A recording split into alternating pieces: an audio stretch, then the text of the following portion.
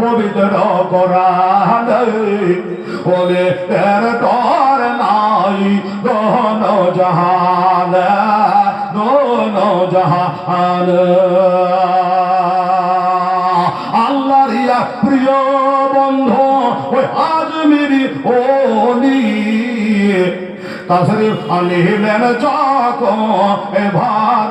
এটাই হইবে আমার আল্লাহ তাআলা ইরশাদ করে পবিত্র কোরআনে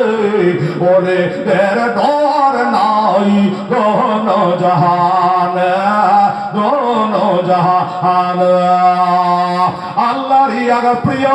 বন্ধু ওই আজমিরি ওলিয়া তাশরীফ আনিলেন যখন ভারতের গলে ভারতের গলে অজানা ভারতের লোক অজানা ভারতের লোক জানে না উল্টা পথ সোজা ওরে সোজা পথ দেখা আমার আজমির খাজা সেই বছর যে বছর লোকটার যাওয়া হলো না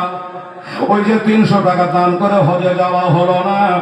ওই বছর আল্লাহর ওলি হযরত আব্দুল্লাহ ইবনে মুবারক রাহমাতুল্লাহ আলাইহি গেছেন হজে বাবা এবার কাবা শরীফ চক্কর লাগাছে কাবা শরীফ ঘুরতে আছে রে বাবা এবার ঘুরতে ঘুরতে ঘুরতে ঘুরতে বাবা যারা গেছে তারা যেন হাইরে হুড়াহুড়ি আর পাছড়া পাছড়ি আমাদের ব্যানে লকডাউনের পরে ছিল 40 লাখ লোক হয়েছিল এবারের সংখ্যা দিয়েছে 16 লাখ মনে হয় 72,320 না কত যাই হোক এতগুলো হাজি হজ করতে 16 লাখ 20 লাখ নাই আর আমাদের মানে 40 লাখ মানে লকডাউনের পরে খুলেছে বাজার ও বাবা হাইরে কষ্ট কোন রকম জানে বেঁচে ফিরে আসছে রে বাবা সুবহানাল্লাহ কটা ছেলের মা আমার মা খাদিজা 6টা ছেলের মা 4টা বেবি 2টা বেটা বেটি কেন হলো হযরত রোকেয়া জয়নব কুলসুম বিবি ফাতেমা 4টা হলো আর 2টা হলো বেটা কালে একটা নাম হলো কাসেম একটা নাম হলো হযরত আব্দুল্লাহ কিন্তু বাচ্চা কালে কাসেম আব্দুল্লাহর ইন্তেকাল হয় এই মা খাদিজা কুবরা রাদিয়াল্লাহু তাআলা আনহা নবীর সাথে যখন বিয়ে হয় আমার নবীর বয়স হলো মাত্র 25 বছর আর মা খাদিজার বয়স হলো তখন 40 বছর আর এখানে হয়েছে 64 মনে রাখবেন আর মা খাদিজা ইন্তেকাল করছে 65 বুঝে গেল তাহলে তার মানে কেন বলবো হঠাৎ 65 আর একটা লাগবে